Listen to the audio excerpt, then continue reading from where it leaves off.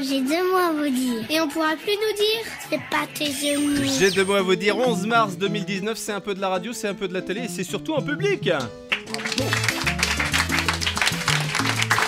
Voici notre 4e invité. J'ai 2 mots à vous dire. L'invité de l'émission. Alors que les choses soient claires, je ne comprends pas tout chez notre invité. Quand je pense à cet homme, plusieurs mélodies jouent en même temps à la fois. Il y a...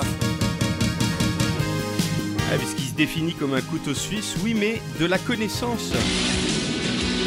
Et attendez, qu'il souhaite démontrer l'impossible. Pour repousser les limites de la science, et là où ça va encore plus loin, c'est qu'il s'agit d'un homme qui nous recommande de nous connecter à la musique pour développer son intuition. Et avec des musiques sympas. Parce qu'il s'y connaît en musique, figurez-vous, on va le démontrer tout à l'heure. Et ce que je comprends encore moins, c'est qu'à la base, c'est un scientifique. Comment ça marche? Devenu spécialiste de l'innovation, de la créativité et de l'intuition. Non mais ça va pas. Alors là, si tout se bouscule dans votre esprit, n'ayez crainte, il va à la fois ranger et il va vous donner envie de rêver davantage. Il a la pédagogie d'un Michel Chevalet, la fraîcheur d'un Fred et Jamy, l'agilité d'un MacGyver. Voici Henri Samier. J'ai 2 mots à vous dire. L'invité de l'émission. Et on va lui poser plein de questions. Et on va lui poser plein de questions. Tu aimes la musique, Henri? J'adore la musique. Voilà, et on l'a montré tout à l'heure avec l'interview des Gazelles et de Dimorg. Ça t'a plu, Dimorg, alors? Oui, beaucoup. Ouais. Alors, qu'est-ce qui... tu pourras nous éclairer peut-être sur ce que tu as dit sur les chakras tout à l'heure, ou tu veux le faire maintenant? Déjà maintenant, en fait, c'est la musique qu'il a créée est là pour masser ses chakras qui en ont besoin. Donc c'est ce que je lui ai dit, en fait, comme on est sur le 3e, 4e chakra, donc c'est quoi les sur une 3e, problématique, on est plus sur une problématique de connexion à l'autre et d'amour. Donc ça le comment on pourrait dire ça de manière clean, en fait c'est le lien qu'il a d'amour de lui avec lui et lui avec ce qui manque de ses parents. Voilà, on va dire ça. Voilà, il nous livre tout ça. Et voilà. En fait, Morgui, tu vas peut-être rester avec nous plus longtemps que prévu, finalement. Tu publies, Henri, Innovation, créativité et intuition. Qui veut bien nous montrer? Si je fais ça, Kevin, est-ce qu'on le voit à la caméra? Voilà, sinon tu fais ça, Arnaud. Très très bien. Tu as fait option téléboutique achat aussi, Arnaud. Option ça, bras droit. top. Innovation, créativité et intuition, c'est un livre armoire normande pour démontrer l'intérêt scientifique et proposer des exercices pour développer son intuition. Céline, qui est juste à côté de moi, me disait juste avant en off, t'as lu le bouquin, t'as fait les exercices? Alors pas encore. T'as fait des exercices toi, Céline? Oui, j'ai bien fait mes devoirs. Alors tu pourras nous dire quel exercice tu as fait tout à l'heure, parce qu'on va en parler tout à l'heure. Qu'est-ce qu'elle te dit ton intuition à cet instant précis? Mon intuition me dit de la joie, de l'énergie et de l'amour. Eh ben il va y en avoir, j'espère bien, vous allez pouvoir réagir et poser toutes les questions qui vous traversent l'esprit, parce que le gros avantage d'être producteur autonome, c'est qu'on peut enregistrer encore 3 heures d'émission. Je sais pas si on nous regardera, mais on sera au moins 20 à regarder l'émission. Sous cette perruque. C'est déjà pas mal. Je te présente Cécile et Birgitta qui vont partager l'interview à mes côtés dans un instant, juste après le professeur Nikos. Bonsoir professeur. Bonsoir. Il était important d'ouvrir cette chronique avec quelques bases scientifiques. Tout à fait, tout à fait. Donc le sujet m'a semblé un petit peu déroutant. Vous sortez de chez Optique 2000 là Oh, Optique 2000 difficile, alors j'ai démarré par consulter mon petit Robert, pas Robert Desjonquilles que connaît bien David, ni le petit Robert que nous connaissons tous je n'ai pas d'obédience pour l'un ou pour l'autre, les théories communistes et la boisson ça va pas ensemble, mais la définition du petit Robert, concernant l'intuition, ne nous égarons pas, ouais. C'est la connaissance immédiate de la vérité qui n'a pas recours au raisonnement. Jusqu'ici vous avez bon. Alors l'intuition. Non mais c'est une vraie chronique en fait. Oui tout à fait, tout à fait. Ça t'étonne. L'intuition, selon les plus grands spécialistes, naît des vertus de l'ennui. Ou oui. Les vertus de l'ennui. qui permettent une intériorité, de regarder à l'intérieur de soi plus facilement. Vertus de l'ennui qui ont d'ailleurs été prouvées scientifiquement lors des hausses de pic d'intuition devant Derrick et Question pour un champion, chez les plus de 70 ans. Voilà pourquoi on les appelle très certainement les sages. L'intuition a beaucoup de synonymes. C'est un peu la voix intérieure sans être schizophrène, la clairvoyance sans s'appeler Paco Rabanne, le flair sans lever forcément la patte après, voire l'illumination sans s'appeler Claude François. C'est ce fameux proclamé sixième sens qui a malheureusement été utilisé pour baptiser un programme pour casserole de mon lave-vaisselle, ce qui en dit long certainement sur le pourquoi il lave aussi mal, car au moment où je mets la casserole, il sait déjà qu'il ne la lavera pas. Trop fort. Au cours de mes recherches sur le sujet, j'ai donc d'abord lu un article passionnant disant par exemple qu'il était compliqué de reconnaître l'intuition parmi les 60 000 pensées qui traversent notre esprit par jour. J'ai immédiatement lâché cet article en me disant c'est du bidon, 60 000 pensées par jour, c'est totalement incompatible chez Donald Trump. Et puis... Oui, puis c'est votre référence, professeur. Tout à fait. Et puis j'ai continué mon travail d'investigation en regardant le film Misérable de Sam Raimi, nommé Intuition, qui fait déborder le vase complètement, puis surtout lorsque, à la fin, l'héroïne un peu cruchette, malgré une intuition, Il va nous le spoiler, dis donc. une vision prémonitoire, j'ai vraiment pas envie que vous le voyez, accepte d'aller se promener avec un gars sur les lieux du crime vers 2h du matin par une nuit d'orage. Une nuit d'orage 2h du matin. Une bretonne, une normande, très certainement cette Quête Blanchette. Il n'y a pas d'autre explication. Il n'y a pas d'autre explication. Si je vous demande ce que j'ai dans la poche, qui ici a eu une image mentale de ce que j'ai dans cette poche? Non, David, j'ai laissé le gigot à la maison et ta voiture en un seul morceau. C'est ça l'intuition. Comment prévoir l'imprévu? Qui aurait prédire avec certitude que cette chronique allait basculer dans l'horreur lorsque David allait se mettre à rire comme un phoque? C'était pas dans le texte, ça? Non. Allez, je vous laisse avec un vrai professionnel. Ouais, s'il vous plaît. J'ai un ordinateur à réparer par télépathie payable d'avance. Et souvenez-vous, comme le disait Victor Lanoux dans Louis la Brocante, Oh, les références. c'est parce que l'intuition est surhumaine qu'il faut la croire, c'est parce qu'elle est mystérieuse qu'il faut l'écouter, c'est parce qu'elle semble obscure qu'elle est lumineuse. Ah non, c'est Victor Hugo. Bravo. Merci, professeur Nikos. Prenez sa place, cher camarade Cécile. Il y a peut-être des contre-vérités, évidemment, Henri, mais on va reprendre ça ensemble. Enseignant à l'ISTIA, école d'ingénieurs, chercheur à l'ENSAM à Angers, animateur APM, c'est l'association pour le progrès du management. Tu es auteur du livre Intuition, créativité, innovation qu'on va montrer 52 fois à l'écran, aussi souvent que possible en tout cas. Ça, c'est pour l'identité professionnelle, Henri. Mais avant d'en arriver à ton expertise d'intuition et d'innovation, il est important d'évoquer ta personnalité première. Et si on parle de l'homme, il est important d'évoquer une maladie que tu as contractée, la maladie de Crohn. Cette maladie, tu l'as abordée avec une approche cartésienne. Tu t'es dit, si une grande partie des origines de cette maladie est psychosomatique, alors je peux en guérir. Voilà, en la traînant depuis longtemps et en tant cartésien, j'ai fait confiance à la médecine traditionnelle et il y a un chirurgien qui m'a dit en fait que l'origine n'était pas très bien connue et c'est des origines psychosomatiques. Alors pour moi, que mon corps soit malade pour des origines psychosomatiques, c'était à l'eau la terre. C'était impensable. Et pourquoi? J'avais la solution. Parce que en fait, tout était. C'est-à-dire la maladie, elle vient de l'extérieur, mais il y a une raison physiologique, mais pas mentale. Pas de cet ordre-là. Pourtant, tu savais en tant que scientifique que le mental avait un point important sur le fonctionnement du corps. Tu l'avais admis, ça déjà? Admis, oui, mais que mon inconscient me crée ma propre maladie, ça c'était trop difficile à l'accepter. Et jusqu'au bout où j'ai vu que si je continuais comme ça, c'était aller dans le mur. Donc je me suis ouvert à toutes les médecines alternatives. Alors, pardon, on va en parler, mais comme ça voulait dire avec des idées préconçues ou dont l'origine devait être absolument scientifique, prouvée, rassurante? En fait, je cherchais au début, justement, simplement à m'en sortir, à vivre. Et ce que j'ai entendu, c'est que de toute façon, on l'avait toute la vie, on ne savait pas d'où ça venait, et ça pouvait revenir tout le temps. Donc j'ai travaillé en faisant de la psychogénéalogie, des constellations familiales, des trucs qui étaient vraiment à l'eau la terre pour moi avant, c'est-à-dire c'est en dehors de mon champ de compréhension.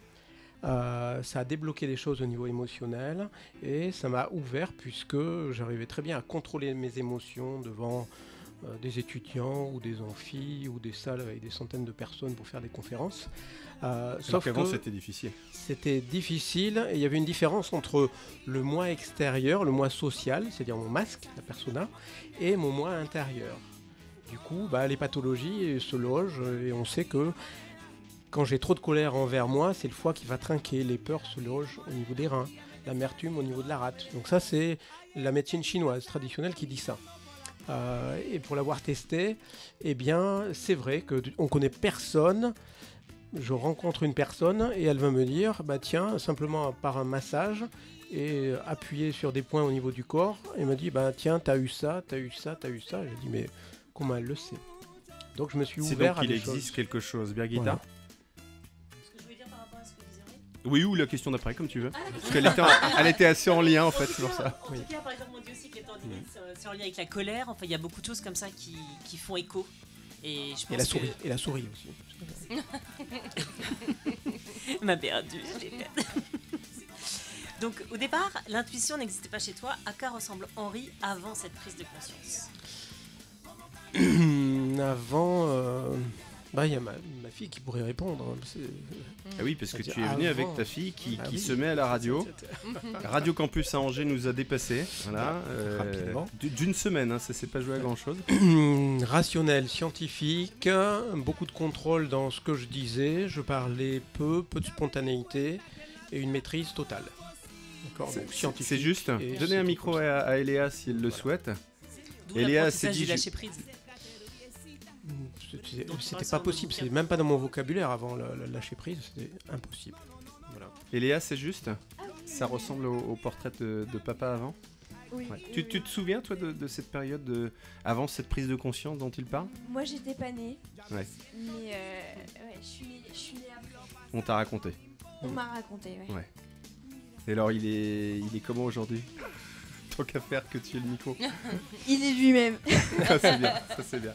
Tu parlais de psychogénéalogie, qu'est-ce que tu as identifié? On fera une émission spéciale là-dessus parce que c'est passionnant la psychogénéalogie et c'est très déroutant parce que on se dit il y a des non-dits, il y a des choses, des secrets, des choses cachées dont personne n'a la connaissance immédiatement en tout cas, et quand on creuse sur plusieurs générations, on découvre qu'il y a des répétitions. C'est surprenant, c'est comment des choses peuvent se transmettre de génération en génération sans que ça passe par les gènes. Parce que pour moi, si ça se passe de génération, c'est le physique, donc ça passe par les gènes. Mais en fait, non, ça passe par des peurs, ou on va dire plus rapidement, en fait, des peurs qui sont transmises de génération en génération. Comme si c'était une énergie de peur, de non-dit, de caché. Exemple? Et chez toi ou chez d'autres parmi tes observations? Caché par exemple que la demi-sœur en fait est faite passer pour une tante. Et ça se fait sur 2-3 générations. Pourquoi? Parce qu'il y avait des remariages et la personne ne savait pas que la personne avec qui elle se mariait avait déjà un enfant, et vu les écarts d'âge, il disait, parce qu'à l'époque ça se faisait pas, que c'était en fait la tante, pour pas dire que c'était la demi-sœur, donc soit accepté par la communauté. Et ça peut se répéter comme ça. J'ai eu la chance de faire un stage avec Anne-Ancelin Schöntenberger, qui a écrit Ah, mes aïeux, qui est décédé il y a quelques années. Le fameux livre référence en matière de psychogénéalogie. Donc j'étais dans son appartement, on était un week-end à faire un stage avec elle. Et ce qui était surprenant, c'est qu'on avait tous les trois la même problématique. Donc et ça débloque les choses. Alors après, il faut être suivi psychologiquement parce qu'on rame un peu aussi. Et j'ai expérimenté plein de choses pour m'en sortir. Et c'est vrai que la psychogénéalogie, les génosociogrammes, donc les constellations familiales. C'est quoi la constellation familiale? Constellation familiale. Alors maintenant, il y a les constellations d'entreprise. Ça se fait aussi, j'ai suivi une formation à Germe là-dessus, c'était vraiment fabuleux. Germe, l'un des autres réseaux en matière d'accompagnement des managers. Voilà, on est juste à côté. On est juste en face, oui, à Nantes. Donc c'est très bien, et j'en fais partie depuis 8 ans. Ça m'a fait aussi progresser sur la partie communication non verbale, sur mon attitude de manager quand je dirigeais un département. Et j'ai encore ma secrétaire qui me regrette et en disant c'était bien quand c'était vous le directeur et tout. Et j'ai dit à mon remplaçant mais va faire une formation germe. Et il n'a pas le temps. Donc je ne peux rien. On a le temps qu'on se donne.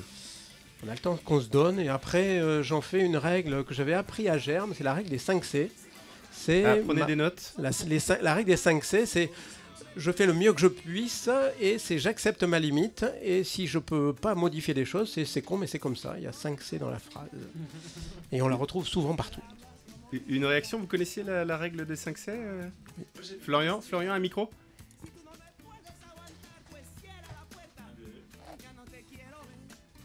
Dans un instant, juste après une page de pub, qui veut montrer le bouquin?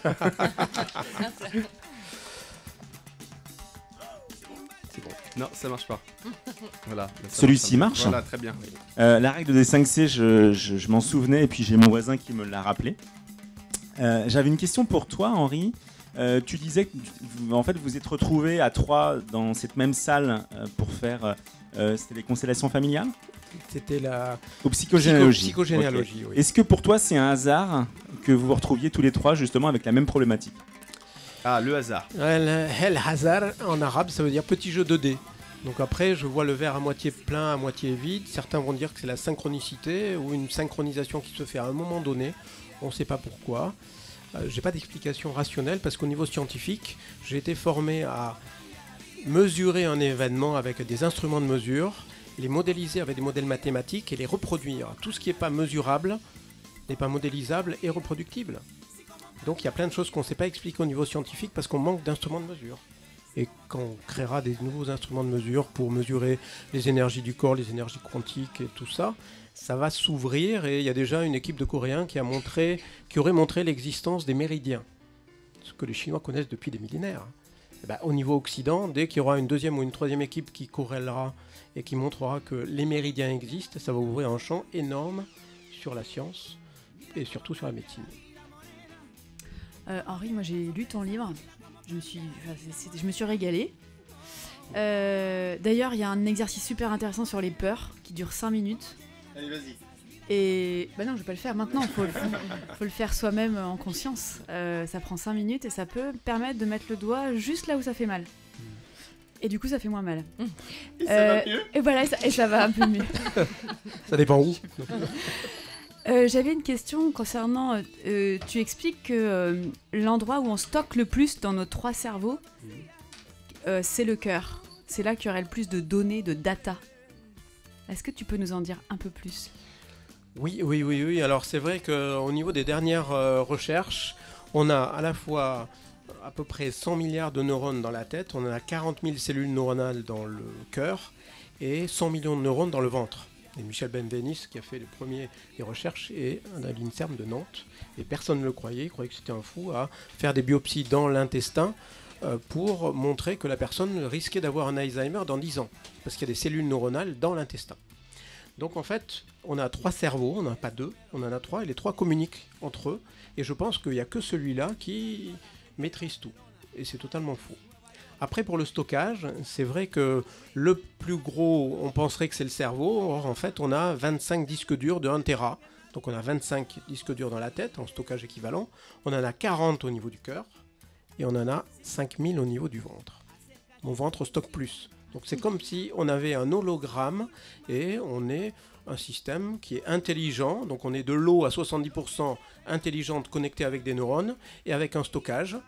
Et après, c'est comment je fais pour relire ça. J'ai rencontré des personnes qui, simplement avec une main, tel le pape, va dire, hop, il y a du stress. Le stress va générer un problème au niveau du foie. Le foie génère des glaires dans l'estomac et tu vas avoir de l'eczéma. Et sans toucher, la personne va faire ça. Je sais pas comment il fait. Birgitta, tu veux réagir ? Oui, moi ça me parle complètement, même au niveau, comment dirais-je, radiesthésie, enfin énergétique. Énergétique. Voilà, quand moi je magnétise les gens, c'est ce qui se passe. On sent que le corps réagit à l'eau du corps de l'autre. Enfin, c'est quelque chose de complètement. Est-ce que tu veux bien donner de l'énergie dans le micro vert quand même ? Pardon. Parce que c'est hyper intéressant ce que tu dis. C'est archi naturel. On sent que on canalise une énergie et elle passe dans le corps de l'autre. C'est quelque chose de complètement C'est ça, c'est la vibration de l'eau du corps de l'autre. Enfin, c'est vraiment, c'est magnifique, quoi. Alors ça peut être un ressenti parce qu'aujourd'hui il n'y a pas de preuve au niveau scientifique. Parce que moi ce qui m'intéresse, j'ai un ADN scientifique, donc je vais repousser les limites en disant aujourd'hui l'état de la science nous permet de dire ça et de dire que l'intuition, on peut l'expliquer scientifiquement et la transmettre. Et je forme des élèves ingénieurs qui sont rationnels, mentaux, qui bloquent bien les émotions. Et avec des exercices, on arrive à les débloquer, à le faire ressentir leur intuition. Comment ils réagissent Leur justement permettre. Ça doit être C'est perturbant parfois. C'est perturbant, alors j'y vais progressivement et j'y vais pas comme de l'orangina shaker à les bousculer, à regarder si la pulpe décolle. C'est progressif sur la connaissance de soi, sur les peurs, sur les croyances, sur les émotions, donc il y a tous les tests. Salut Morgui, merci pour ta dose de quoi? De chaleur, d'amour. Qu'est-ce qu'on a dit tout à l'heure, Henri? Chakra numéro 3 et 4. Voilà, vous avez envie d'ouvrir vos chakras 3 et 4, allez au concert de d'Imorgue. Voilà, c'est aussi simple que ça. C'est bientôt remboursé par la Sécu. Bientôt. Merci C'est quand Morgui. le prochain concert? C'est quand le prochain concert d'Imorgue? On va sur Facebook, d'Imorgue, voilà, il est facile à trouver.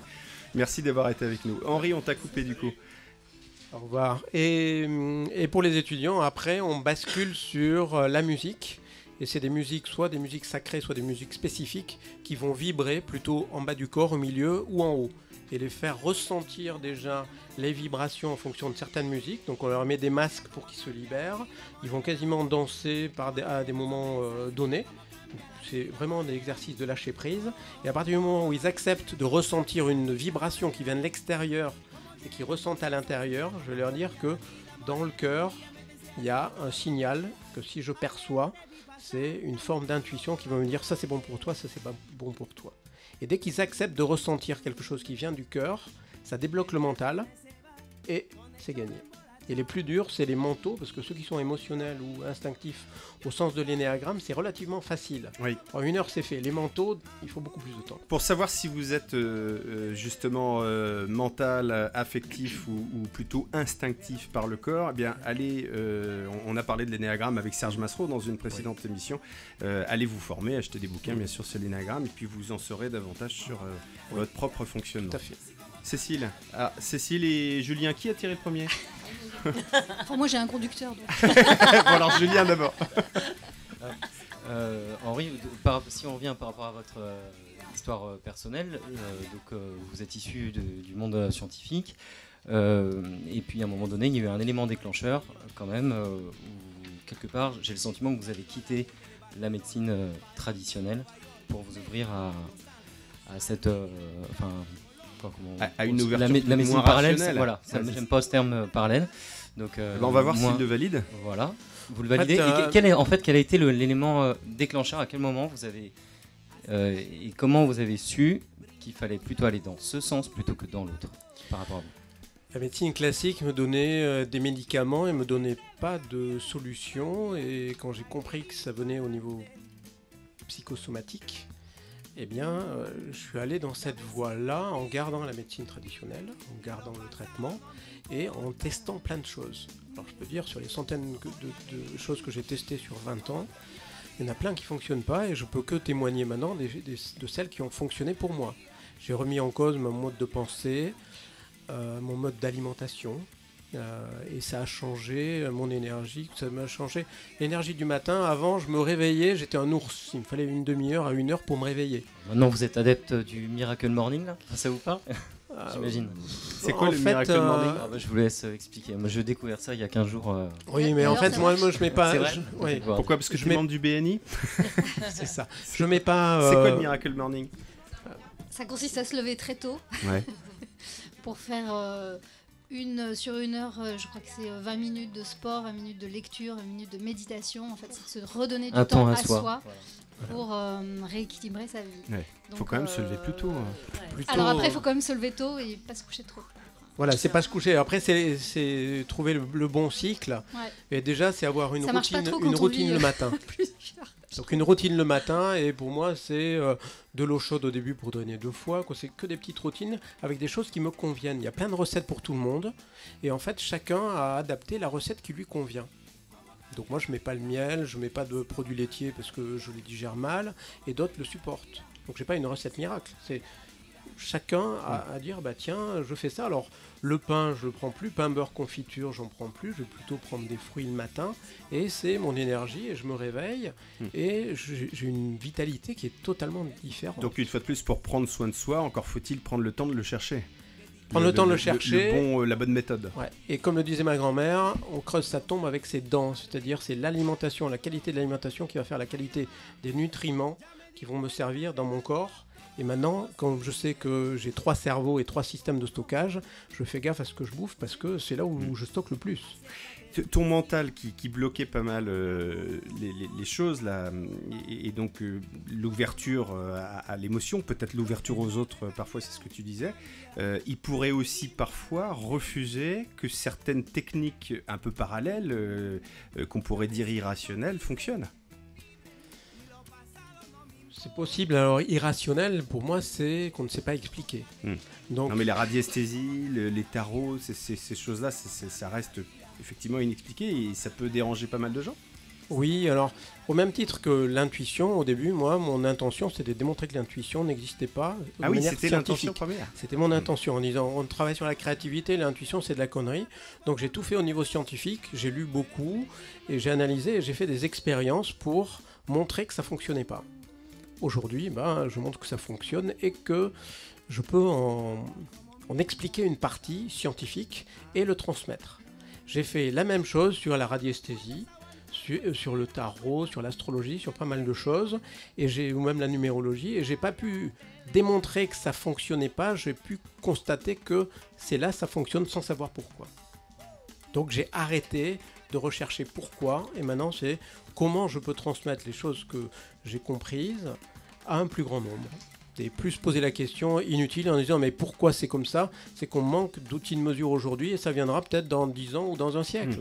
Et c'est pas grave qu'on n'en ait pas. Et c'est pas grave puisque chaque période a ses croyances scientifiques et il y a plein de nos ancêtres qui croyaient que la Terre était plate ou que le Soleil tournait autour de la Terre. Donc quelles sont les croyances que j'ai aujourd'hui qui feront rire mes arrière-petits-enfants? Et malheureusement ça revient.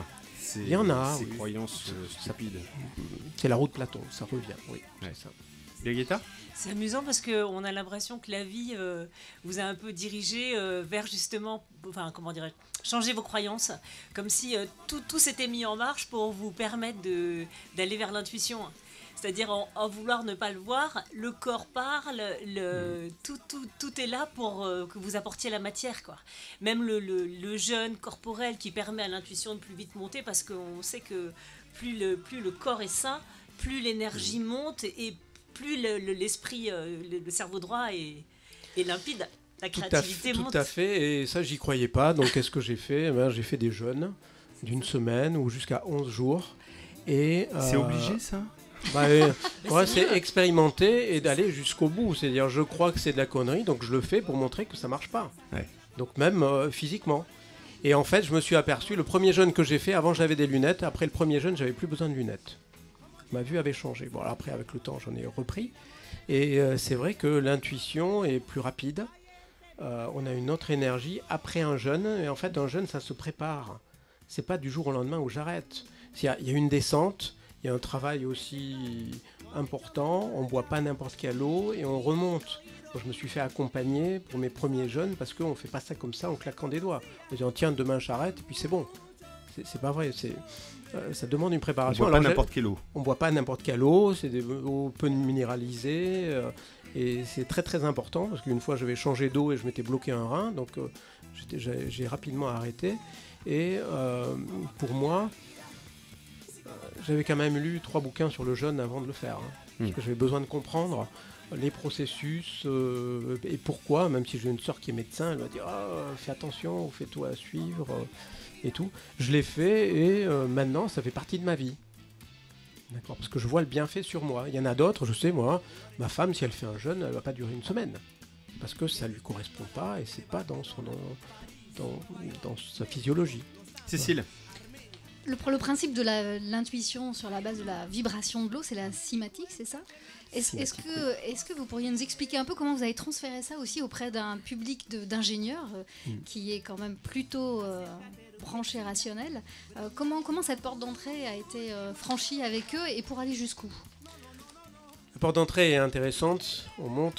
je montre des vidéos où on fait vibrer un haut-parleur dans lequel il y a soit de l'eau, soit de la fécule de maïs sous différentes formes.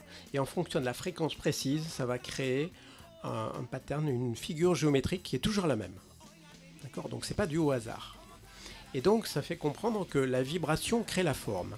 Et que tout est vibratoire. Et comme je suis en vibration, que je suis de l'eau, il y a des vibrations. Alors on va dire que la Lune n'a pas d'effet sur moi ou quoi. Sauf que la NASA a mesuré les sons de chacune des planètes, mais comme c'est inférieur à 20 Hz, on ne les entend pas, donc ils les ont amplifiés, et c'est en ligne sur Internet. On peut entendre les vibrations et les fréquences des planètes, mais comme c'est des basses fréquences, ça a une influence sur moi, mais je ne m'en rends pas compte. Et je me dis, mais quand on me dit l'alignement des planètes, est-ce que ça ne serait pas ça ? Je ne sais pas. C'est une hypothèse. C'est pas qu'une expression. C'est peut-être pas une expression, mais on n'a pas d'éléments scientifiques pour le mesurer. Après, il y a des articles qui montrent qu'on fait méditer dans un gymnase 50 personnes. Ils ont fait ça dans plusieurs villes aux États-Unis. Et pendant que les personnes méditent, le taux de criminalité baisse dans la ville. On dit, ouais, c'est un hasard. Ils le refont dans une autre ville, c'est la même chose. Donc comment les ondes cérébrales de méditation d'un groupe dans un gymnase arrivent à faire baisser, ça me questionne. C'est une hypothèse. Alors, j'ai pas de réponse. Mais je suis toujours, moi, à me poser les questions en disant, tiens, ça, comment on l'explique ? On fait passer de la musique du Beethoven à des vaches, elles produisent 17% de plus de lait. Pourquoi ? On ne sait pas.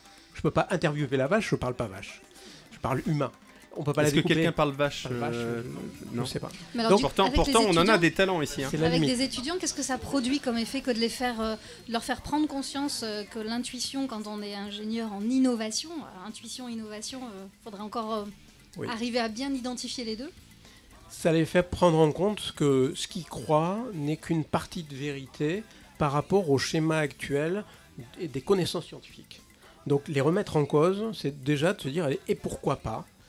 Je pourrais aller plus loin. Oui. Donc dès qu'on débloque ça, ça veut dire qu'ils vont aller au-delà de leurs croyances et en disant tout est possible jusqu'à preuve du contraire. Oui, c'est ça. Et le pourquoi pas, c'est ça, parce que le pourquoi, il est peut-être temps de le mettre au placard pour se dire qu'on trouvera peut-être pas forcément l'explication rationnelle cérébrale habituelle. Peut-être aujourd'hui, dans une semaine ou pas. Et pendant ce temps-là, on peut faire du chemin. Et pendant ce temps-là, je peux dépasser mes croyances, dépasser mes peurs pour être plus créatif, innovant et créer des nouveaux produits. Et dans ce cadre-là, avec le programme Intuition Initiale là, qui avait débuté il y a 9 ans, à l'ISTIA, on avait développé avec les collègues le programme Un ingénieur, un brevet. Et l'idée, c'est qu'il soit tellement créatif que chaque ingénieur sorte avec un brevet. Alors qu'on n'avait pas assez d'argent pour payer que des brevets, on les a mis par équipe. Et à ce jour, donc l'ISTIA a 24 brevets déposés et 87 élèves ingénieurs sont inventeurs, puisque nous, on s'est refusé à se mettre sur les brevets. Hein. Il y a certains qui le font, et nous, c'est leur brevet. Et donc, ça fonctionne. C'est donc qu'il était temps de changer de méthode ? Il était peut-être temps. Un petit tour de légendes urbaines ? Oui, alors l'intuition, est-ce que c'est le 6e sens, par exemple ? On entend le 3e œil, le 6e sens, ou 4e bras. 4e bras. De manière. Est-ce que quand on a l'intuition développée, on peut voir des flashs comme ça, voir des choses ? Alors ce que je peux transmettre, moi, c'est quelque chose qui est physiologiquement connu, reconnu, transmissible, et c'est pas de l'ordre de la pitié qui va voir des choses et on n'est pas dans la prémonition. C'est mon corps. On n'est pas dans la vision. Ouais. On n'est pas dans la vision. C'est mon corps qui à un moment me donne un signal en disant vas-y, n'y va pas. Il aide à prendre une décision finalement. Et alors, il y a mon intuition qui me dit ok, tu peux y aller. Ma rationalité me dit non, n'y va pas. J'ai mon libre arbitre. Et le fait d'avoir l'intuition, ça permet déjà aux étudiants de se dire qu'est-ce que je fais et j'expérimente. Et l'intuition plutôt féminine, c'est une... Alors l'intuition plutôt féminine, c'est vrai que les élèves ingénieurs femmes, même si j'en ai pas beaucoup, mais j'ai fait ça aussi dans des entreprises avec des groupes et pas mal de femmes aussi. Les femmes sont beaucoup plus connectées à leur corps et ont un ressenti au niveau du corps qui est plus proche. Et en fait, comme elles sont tellement connectées, c'est beaucoup plus rapide. Donc il y en a certains qui disent moi je ressentais ça, mais je savais pas si c'était bien ou pas. Donc c'est pas une légende. C'est pas une légende. La légende, c'est que les femmes font plusieurs choses à la fois et les hommes qu'une seule. En fait, il est prouvé scientifiquement qu'on peut faire qu'une seule chose à la fois. Il y a que les femmes arrivent à switcher plus vite que l'autre, d'une activité à l'autre, qui donne l'illusion que c'est faire plusieurs choses à la fois. Mais en fait, quand on switch d'une activité à une autre, on va perdre 30% d'énergie au niveau du cerveau pour switcher. Donc, il vaut mieux faire très bien une chose et une autre à la fois. Mais les femmes en font plusieurs à la fois. Donc, en s'entraînant. En s'entraînant, on peut faire aussi bien, pas aussi bien, mais on peut tendre à copier les femmes à faire plusieurs choses à la fois. Et ça nous demande beaucoup plus d'énergie. On parle de charge mentale d'ailleurs des femmes en ce moment. C'est un élément dont on parle beaucoup, peut-être parce qu'elles sont amenées à s'occuper malheureusement encore de beaucoup trop de paramètres, notamment familiaux, et c'est peut-être ce qui peut parfois fatiguer aussi le mental. Peut-être, même si les nouvelles générations vont aider à des tâches ménagères ou pour l'enfant, ou faire la vaisselle et tout, donc ça se rééquilibre. Alors la place du numérique. La place du numérique dans... Ah oui, par rapport à l'intuition, parce que si tu dis que la concentration peut être efficace que sur une seule et même chose, le numérique nous prend beaucoup de notre attention, notre concentration. Est-ce que le numérique est compatible avec l'intuition ? Le numérique est compatible avec l'intuition à partir du moment où je ne me laisse pas distraire en disant je fais quelque chose, une activité, hop, et je laisse mon téléphone et je vais regarder systématiquement qui c'est, est-ce que c'est mon compte WhatsApp, Insta ou quoi. Et ben, si je me laisse distraire, je vais perdre de l'énergie et ça va à l'encontre de mon efficacité. Donc il vaut mieux me dire, tiens, je vais travailler 1 heure en coupant tout, je serai hyper efficace. Et après, je bascule sur d'autres séquencés. Voilà. Céline, Stéphane. Et Arnaud. Je vais d'abord lire votre livre parce que j'ai pas tout compris, pour être honnête, mais c'est intéressant. Après, j'avais juste une question. Quand je vous écoute, est-ce que ça veut dire que demain, on peut tous être créatifs et être une société de créatifs et de producteurs en permanence, avec les aspects positifs et négatifs? Parce que tout à l'heure, vous mettiez 57 personnes dans un gymnase et il y a moins de guerre. Si je mets 57 personnes et que je leur demande de se taper sur la gueule, est-ce que ça marche aussi dans l'effet pervers? Alors, tout le monde. Si on met le président algérien, Donald Trump, Donald Poutine dans un même gymnase, est-ce qu'on a une paix dans le monde? Pour répondre à la première partie de votre question, c'est... Il y a 52 questions dans la même. En fait, dans la première partie, tout le monde est créatif. Il y en a certains qui sont à l'aise avec ça, il y en a d'autres qui ne sont pas à l'aise. Et tout le monde est créatif, et ça, on l'a démontré avec nos élèves ingénieurs. Il y a juste à secouer un peu la bouteille d'Orangina pour que ça décapsule. Certains, il leur faut du temps, d'autres pas. Donc ça, c'est donné à tout le monde.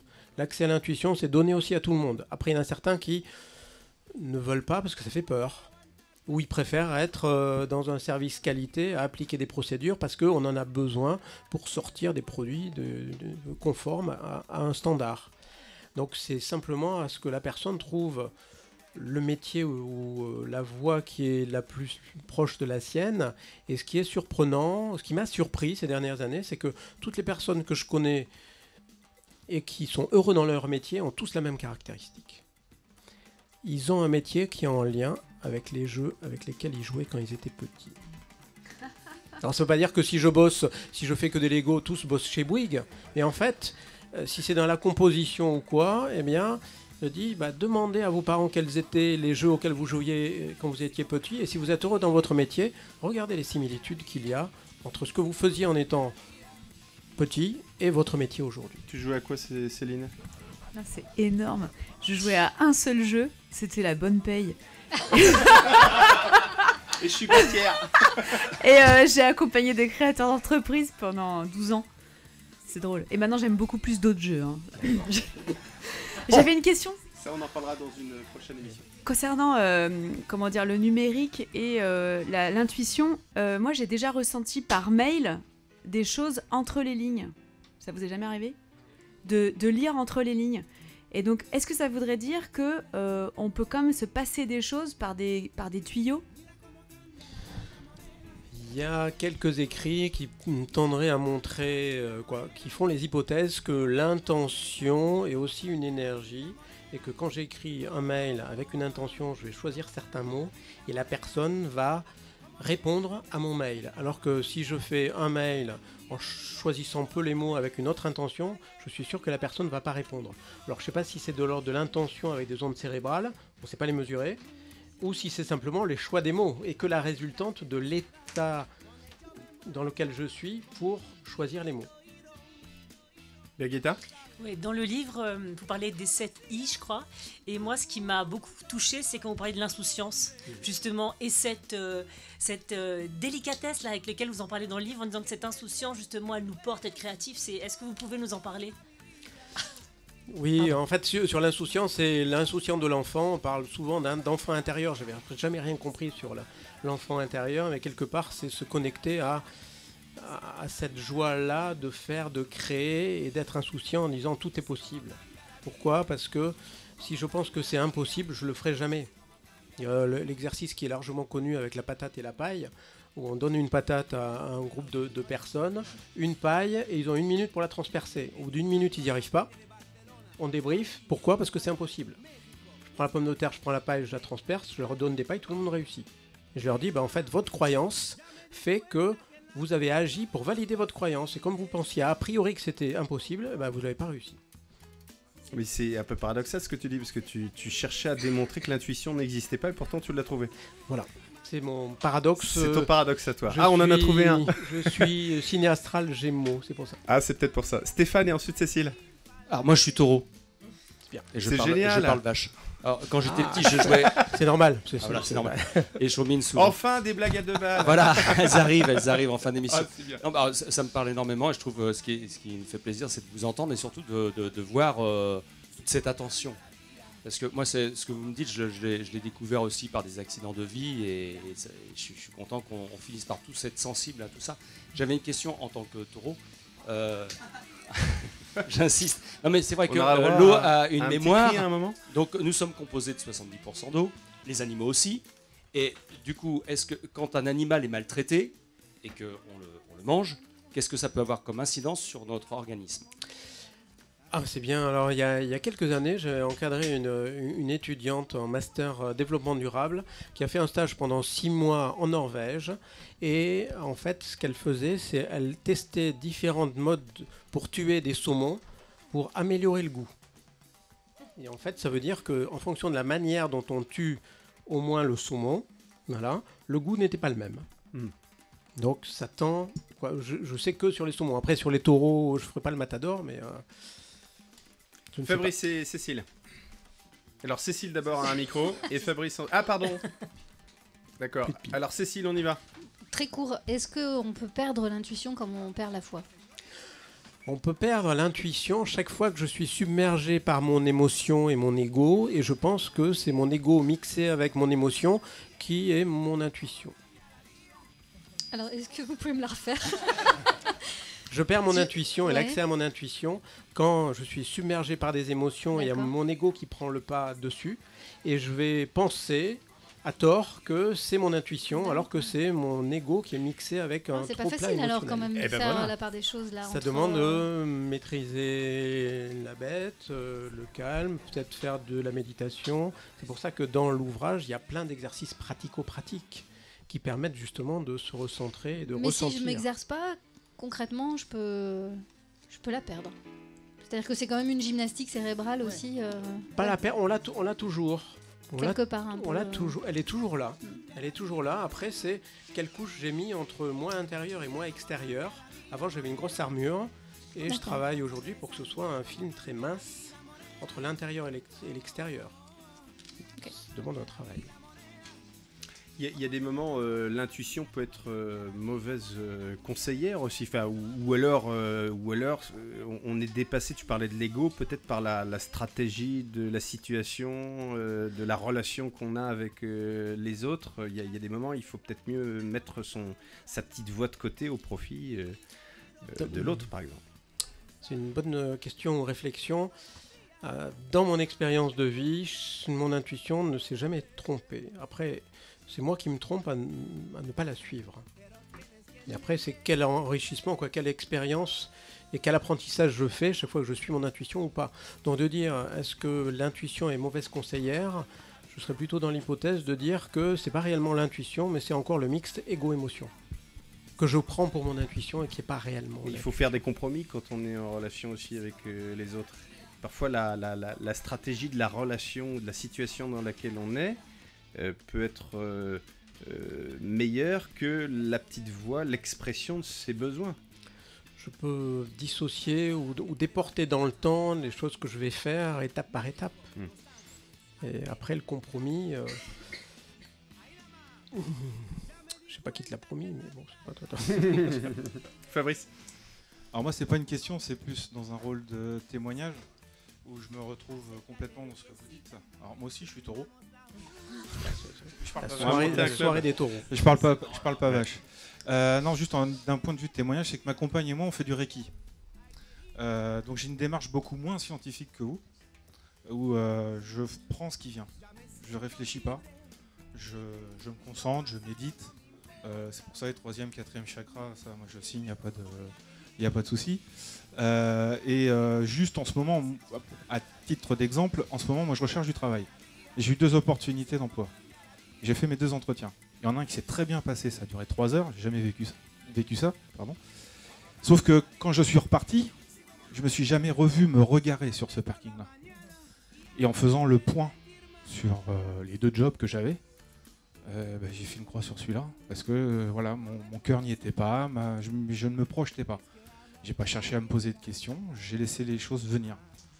Donc j'ai fait appel, comme le Reiki, je sais pas si vous connaissez, j'imagine, ça fait appel aux énergies. Donc on laisse faire, on laisse venir. Et depuis 6-8 mois, on a un parcours de vie, ma compagne et moi, qui a été énormément bouleversé.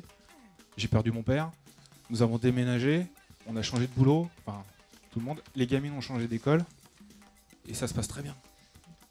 Et on est sorti des carcans de la société qui font que faut rentrer dans des cases ou rentrer dans des moules. Sauf que, une petite blague pour toi Dédé, à force de rentrer dans un moule, on sort tarte. Ou baba, ou baba. Ah non, mais quand il y a de la profondeur comme ça et que ça se termine par une blague à la noix, c'est bien. Une réaction peut-être, Henri ? Oui, alors sur les énergies avec le Reiki, laisser faire et tout, l'expérience que j'ai, c'est que quand je cherche et j'arrive pas à trouver, j'arrête de chercher, je vais marcher dans la nature, d'accord, et marcher au moins 20 minutes, parce qu'il est prouvé que quand on marche dans la nature, non seulement il y a l'humus et tout qui peut créer des choses au niveau du cerveau, mais en plus on met en résonance le cerveau, il sera mieux irrigué, je peux avoir plus de solutions. Et c'est bien quand j'arrête de chercher que ça arrive. Voilà. Et si je cherche sans laisser de l'espace entre mon cerveau qui va se reposer et laisser peut-être venir l'inspiration, et l'inspiration c'est bien de l'extérieur, c'est comme j'inspire. T'es un adepte du yoga du rire ? Yoga du rire, mais yoga tout court. Conditionner son corps pour vivre des moments heureux ? Moments heureux, oui, conditionner même, c'est le yoga du cerveau. C'est-à-dire mon cerveau sourit tout le temps. C'est vrai ? Ouais. Je suis heureux en moi, après à l'extérieur, il y a toujours des choses à régler. Et adepte du yoga, plutôt Iyengar au début quand j'étais très rigide sur la posture. Et maintenant je fais mon propre yoga en l'adaptant sur 3 types de yoga pour trouver ce qui me convient, simplement. La guitare. Oui, tout à l'heure, vous parliez d'intuition et je pense que vous en parliez tout à l'heure quand les filles, les gazelles parlaient d'elles. Il y avait l'histoire du doute. Quand on doute pas et qu'on se connecte au cœur, la réponse arrive. Enfin, je pense que ça recoupe un peu ce que vous vouliez dire par rapport à... Enfin, moi, ça résonne comme ça chez moi. C'est-à-dire que le cœur, il parle. Oui. Et si on lâche le mental, le cœur, il répond. Parfois, on se dit « Oh, j'aurais pas dû dire ça !» Mais c'est ça qui fait du bien, en fait. C'est vrai, parce que dans l'ouvrage, j'explique que l'intuition vient du cœur, c'est le réflexe auriculo-cardiaque ou le pouls de Nogier qui va me donner une réponse, ou c'est un creux, où je pose une question, je peux prendre mon pouls sous la gorge, et je peux poser une question et ressentir si le pouls va faire un creux, comme un calme, ou si c'est un pic. Si c'est un pic, ça veut dire que mon corps dit « n'y va pas » ou « c'est pas bon pour toi », ou si c'est un creux, c'est bon pour toi. Et je peux le faire sur des aliments, je peux le faire sur des personnes, et il y en a certaines et certains qui arrivent à le faire simplement comme ça en disant tiens, quelles sont les personnes qui sont bien pour moi pour échanger, partager. On peut le faire en période de doute quand il y a plusieurs personnes possibles et s'il y a un mariage possible après. On peut utiliser son intuition et le corps va réagir. Alors Madame après, Exercice a-t-elle essayé Madame ça Exercice. Ah ouais, j'ai essayé. Et alors ? Ouais, ça marche bien. Ça marche bien ? Validé ? T'as pris ton pouls comme ça, Céline, c'est ça ? je suis là. Oui, Alors ton tu intuition, me parles. excuse-moi, mais bof. Mon intuition me dit que... Ah oui, c'est ça, j'étais pas dans ton coup en fait. Donc tu le fais en instantané en fait. Toi, t'as même plus besoin de mettre la main là. évidemment. Voilà, là c'est simplement pour le ressentir, en Ouais. disant avec le pouls de nogier, je peux le tester en disant je ferme les yeux, je ressens ma fréquence cardiaque, l'amplitude et la fréquence, et je vais faire un stress au niveau des méridiens, au niveau de l'oreille, en tapant de l'arrière sur l'avant, et en faisant un stress, justement, il y a mon pouls qui va réagir. Alors soit il fait rien, soit il fait un creux, soit il fait un pic. Et j'ai juste à m'entraîner à ça pendant quelques jours, pour après lâcher le pouls sous la gorge et le ressentir, et je vais simplement tester à ressentir le réflexe auriculo-cardiaque. Une fois que je suis connecté à ça assez simplement, je peux le tester en disant tiens, entre une salade et un plat, qu'est-ce qui est mieux pour moi? Mon pouls va répondre. Il va y avoir du changement dans cette salle. Ouh là là, oui. Mais je pense qu'il va falloir faire un suivi dans 3 mois. Ouais. Vous consultez jour et nuit. Mathias Aubard. Oui. Mathias Aubard. Oui. Mathias Aubard. C'est joli nom, oui. J'aime beaucoup Mathias Aubard. Faut toujours se mettre bien avec les barmen. En fait, dans tout ce qu'on a dit, parce qu'il y a beaucoup de choses qui ont été dites, il y a quelque chose il y a un mot qui ressort pas et pour moi qui est assez central par rapport à l'intuition, mais l'intuition ou autre chose, c'est la notion d'écoute. Parce qu'en fait, l'outil, pour moi, quand j'écoute ce que vous dites et je cherche un outil pour me connecter à ça, c'est la notion d'écoute. Et l'écoute, ça passe avec les oreilles, mais avec le regard, avec l'observation. Et finalement, somme toute, aujourd'hui, dans notre société, c'est quelque chose qui n'est pas hyper valorisé et un outil qu'on utilise de moins en moins. Écouter. Alors, ça peut passer par s'écouter soi, écouter les autres, observer. Donc ça, c'est quelque chose qu'on peut vivre dans la méditation, tout simplement, parce que finalement, la méditation, c'est juste... c'est surtout de l'écoute. Et voilà. Et moi, c'est quelque chose que je pratique beaucoup et c'est passionnant parce que du coup, l'écoute, c'est sans fin. Enfin, même quand on est un peu aguerri à la notion d'écoute et on se dit ah ouais, ça y est, j'ai pigé des trucs. En fait, on se rend compte qu'il y a toujours une étape au-dessus. Voilà. Mais en tout cas, ce lien de l'écoute, c'est un bon outil et l'écoute, l'observation, c'est ça le secret. Alors tout à fait. Alors mis à part la blague, on est sur un bateau et l'écoute est très importante pour amarrer. Et en fait, elle était bonne celle-là, hein. Elle est supérieure. Je dis pas ça parce pas que t'es l'invité. Pas de jugement. Non, oui, pas de jugement. Non, mais dès qu'on peut valoriser l'invité, on le fait. Oui, en fait, l'écoute, c'est le ressenti qu'on a, c'est l'espace que je mets entre moi et les autres. Quelle est l'attention que je porte à l'autre à travers le regard, à travers une écoute active, en le reconnaissant, puisque notre premier besoin fondamental, c'est d'être reconnu. Et dans toutes les traditions, il y a « je te vois », qui est au-delà même de l'amour inconditionnel ou quoi. C'est d'être reconnu, et je suis reconnu de par le regard de l'autre. On a toute cette quête-là, et c'est le premier besoin. Et l'écoute de soi, c'est déjà se reconnecter à soi. Et un petit exercice, je ne sais pas si tu l'as fait, c'est un exercice très simple de se regarder dans le miroir, 1 minute, en s'envoyant un message d'amour inconditionnel à soi. 21 jours d'affilée pour que les connexions neuronales se fassent et que ça devienne une habitude. Et le 22e jour, il se passe quelque chose de magique. C'est qu'en moins d'1 seconde, même sans y penser, chaque fois que tu vois dans le miroir, tu t'envoies un message d'amour inconditionnel à toi et ça te fait du bien, ça te remonte en énergie. Puis vous dites même dans le bouquin qu'il faut faire une photo le premier jour et le 21e jour. Et là, je me suis dit, c'est trop bien. T'es au combienième jour, Birgitta, parce que t'as le livre depuis 2 semaines. Ah non, mais moi, je surkiffe, j'adore. Enfin, j'ai plus de mots. Je te dis pas la tête qu'elle avait il y a 10 jours.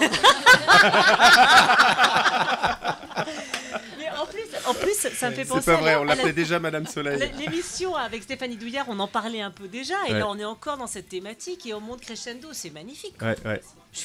On aura un journaliste et un avocat le mois prochain, ça sera bien quand même. Hein. Mais Est-ce qu'il y a des civilisations qui sont plus proches de leur intuition précisément, parce qu'on parlait de ça avec Stéphanie le mois dernier? Alors, il y a pas mal d'écrits, soit sur le chamanisme, entre chamanisme et intuition. J'ai pas fait la part des choses parce qu'il y a plein de choses qui sont mélangées. Et comme c'est pas scientifiquement prouvé, je peux pas séparer les choses. Donc je peux même pas le transmettre parce que pour l'instant, on n'a pas d'outils de mesure et pour l'instant, c'est que des hypothèses. Donc je pourrais faire des bouquins que d'hypothèses, mais je cherche à aller au-delà et de dire tiens, j'ai une preuve de ça. Donc dès qu'il y en a un qui prouvera la séparation entre l'intuition et le chamanisme, peut-être je m'y pencherai. Mais il n'y a pas de culture, vous n'avez pas remarqué auprès de vos étudiants ou auprès des personnes que vous avez rencontrées, des cultures qui spontanément ont l'air plus connectées à leur intuition? Les Asiatiques. Ah oui. Ouais, pour être alors, Asiatiques, Indiens aussi. Je suis allé en Inde, en Asie, et en Inde, ils sont bien amérindiens.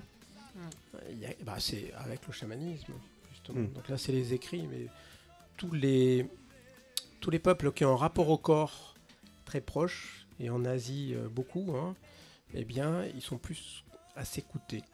En disant, tiens, pourquoi au Japon, les Japonais dans la famille traditionnelle ne parlent pas à table?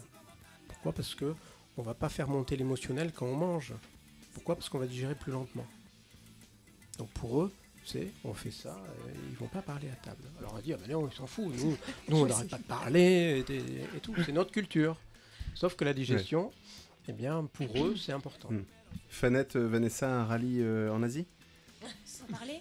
Ah si, par contre, en parlant, évidemment. Arnaud, on s'approche de la fin de cette émission. Alors, est-ce que tu as des piles? Tu n'as pas de...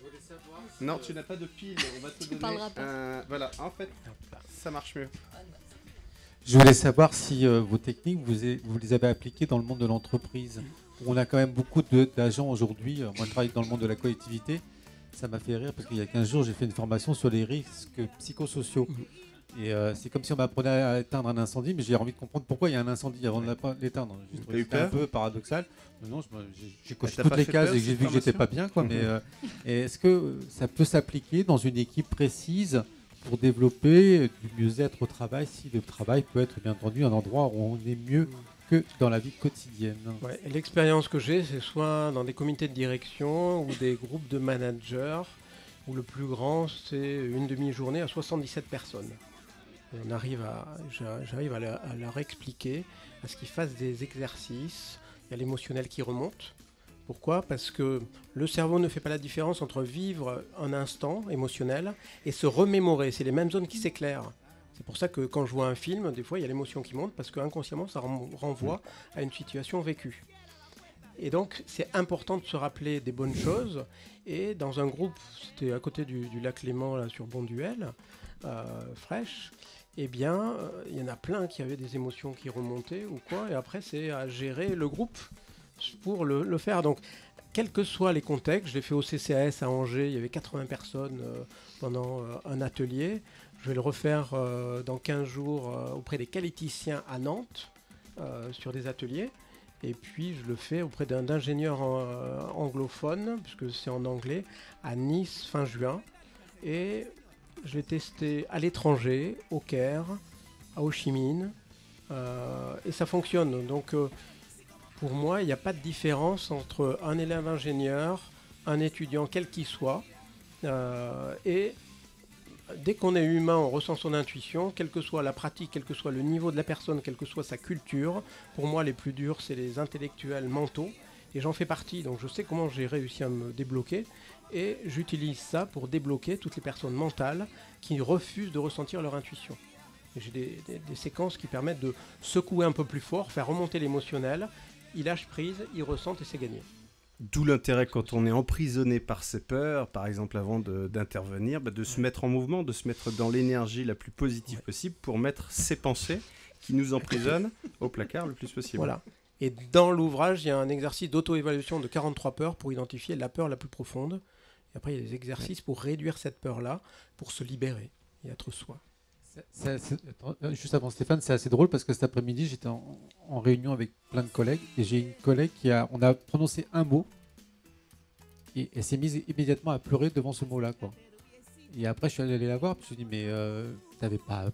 Bon, ça nous a tous perturbés parce que en plus, on avait été sympa, on avait fait des blagues à 2 balles. Pourquoi l'ambiance à pleurer non, mais comme ça. Stéphane, quoi, on a fait des blagues à 2 balles. J'ai appris l'humour Stéphane, donc j'ai fait mon Stéphane.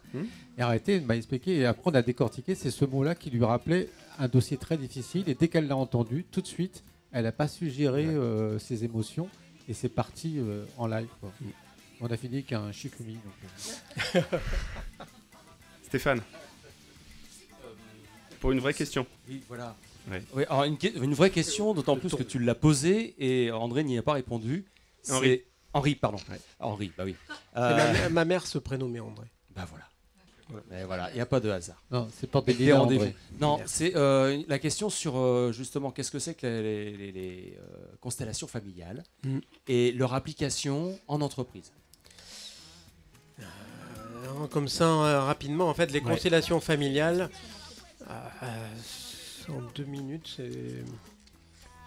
on va faire un scénario de jeu avec des personnes qui ont différents rôles, et la personne qui va accompagner va faire évoluer la situation, et c'est pas elle qui va faire évoluer, qui va encadrer la situation, et la situation va évoluer par les jeux de rôle de la personne, et les personnes n'ont pas pris, mais elles vont faire des choses de manière spontanée qui sont très justes.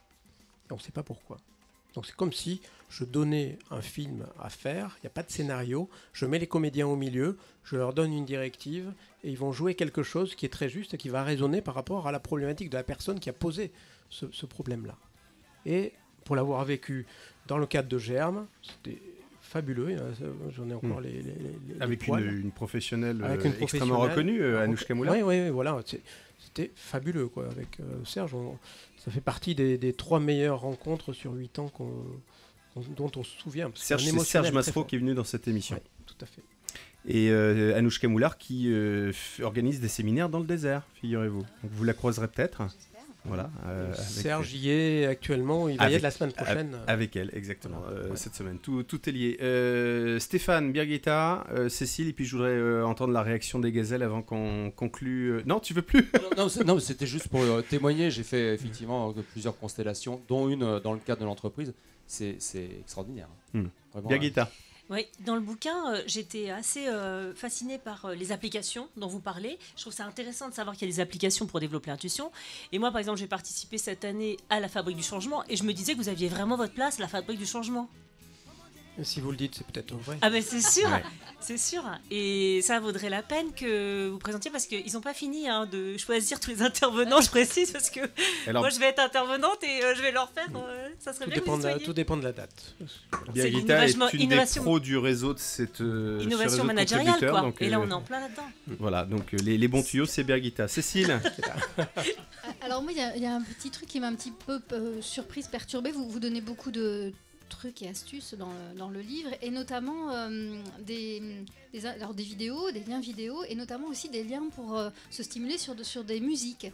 Et je me demandais dans quelle mesure c'était une bonne chose de suivre votre intuition sur la musique qui va me faire vibrer quelque chose dans mon corps, ou si spontanément je me serais attendue à ce que vous invitiez chacun à aller chercher, parce que je sais pas si on écoute la même chose. Ah bah oui, non mais on vibre pas forcément le Peter Gabriel de tout à l'heure. Je l'ai topé dans le livre. Voilà. On vibre pas de la même façon là-dessus ou là-dessus. Pourquoi ce choix en fait? Pourquoi délibérément donner à entendre des musiques? En fait, alors c'est pas prouvé que les chakras existent, mais sur les centres d'énergie, on peut ressentir de la musique plus ou moins agréable.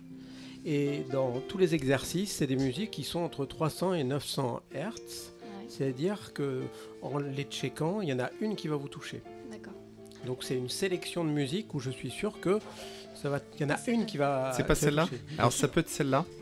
Excusez-moi, mais non plus. Ça c'est dans les choix d'Henri aussi. Oui, mais il y en a plein en fonction des exercices, si on est sur les croyances, sur l'émotion. Oui. C'est pas pareil, ou sur les peurs. Sur les peurs, il y en a qui sont plutôt premier, deuxième chakra, qui sont beaucoup plus difficiles. Et c'est vrai que quand j'écoute en boucle une musique que j'aime, il y a mon cerveau qui va sécréter sérotonine et dopamine, et je veux me sentir bien.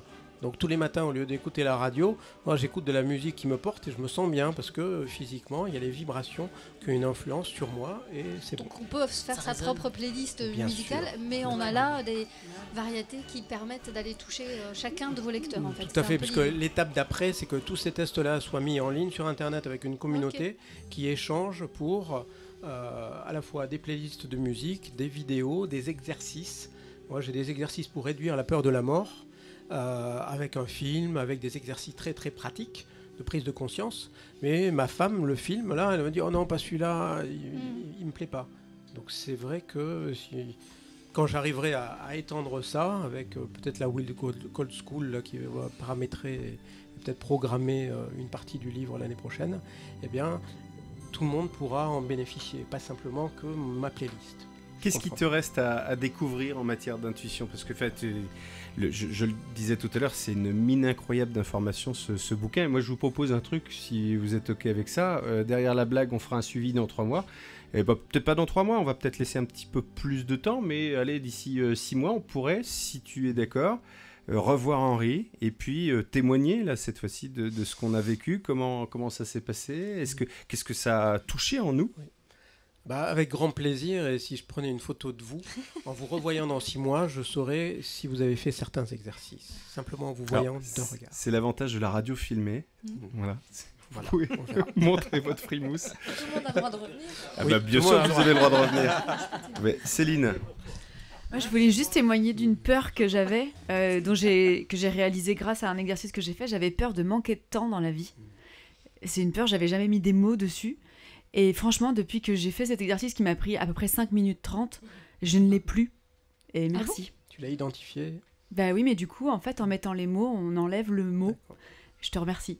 Et un jeu de mots, bravo. Maintenant, elle a tout son temps. Donc tu vas le faire le 23h, 2h du mat. On va te laisser le studio. Le temps fait pas. Oh, c'est bon ça. Je pense qu'il a détrôné la fédération. Tu vas revenir plus souvent en fait, hein, pas que dans 6 mois. La question que j'ai laissée en suspens, qu'est-ce qui te reste à découvrir? La genèse de l'amour. Parce que la quête de la vie, c'est bien sûr la reconnaissance, mais c'est l'amour inconditionnel, l'amour dans la relation, la reconnaissance, et on est toujours en quête d'amour. Qu'on ait manqué d'amour quand on était petit, moi ma mère est décédée quand j'avais 14 ans, c'est un vide que j'ai cherché à combler, et quand j'ai compris que le vide structuré, comme dans la tour Eiffel, hein, heureusement qu'elle n'est pas toute métallique mais il y a de l'air au milieu, eh bien le vide structure, et j'ai arrêté de chercher, de dire c'est une force, ce vide-là.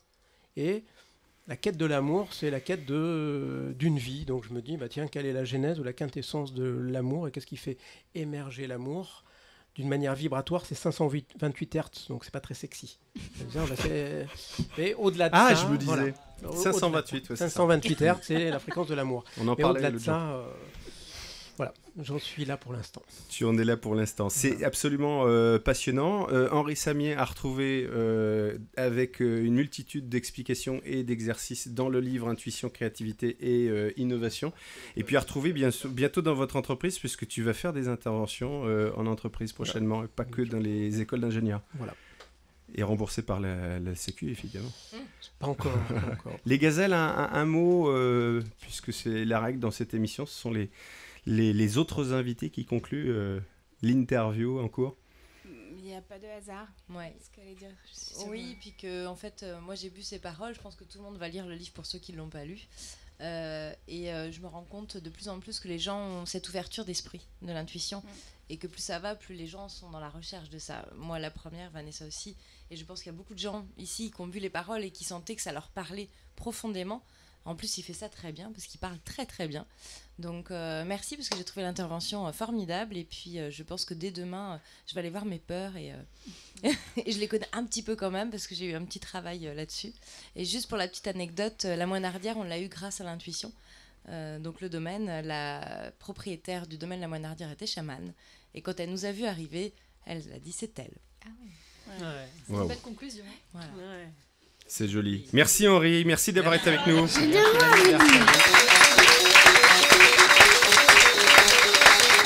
Voilà, derrière les blaguettes de balle, il y a aussi un peu de profondeur, même beaucoup de profondeur dans cette émission. Merci à Fanette Cadou et Vanessa Payet. Merci à Dimor qui nous a quittés pour des obligations musicales. Merci à toi, Henri Samier, avec ce livre qu'on va dévorer. Et merci à Kevin Roland, Camino Productions, d'avoir réalisé cette émission. Merci à chacun et chacune des contributeurs et contributrices. Merci à Max Gillard, le capitaine du Spirit of Victoria. Prochaine émission au mois d'avril avec Yves Monteil, le 15 avril pour être précis. Yves Monteil qui est photographe. Il sort tout prochainement ce livre, un livre de photos sur la militarisation de la société. Et puis Dominique Rimbourg, ex-député et avocat célèbre à Nantes et ailleurs. Merci à vous et à très bientôt. Désormais, vous ne sortirez plus de chez vous sans avoir préparé les 2 mots que vous avez à nous dire. J'ai de quoi vous dire. Mais bisous dans lequel tout le monde prend sa place. To the D-A-N-C-E, 1, 2, 3, 4, 5. Stick to the B-E-A-T, get ready to ignite. To the D-A-N-C-E, 1, 2, 3, 4, 5. Stick to the B-E-A-T, get ready to ignite. To the D-A-N-C-E, stick to the B-E-A-T, just easy as ABC. To the dance,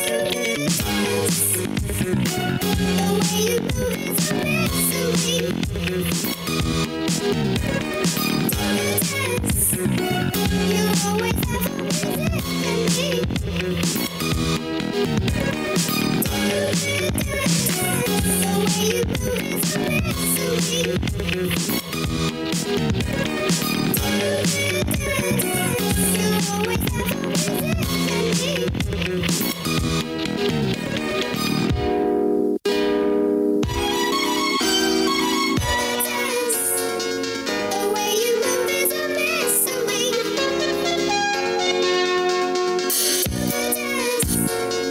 You always have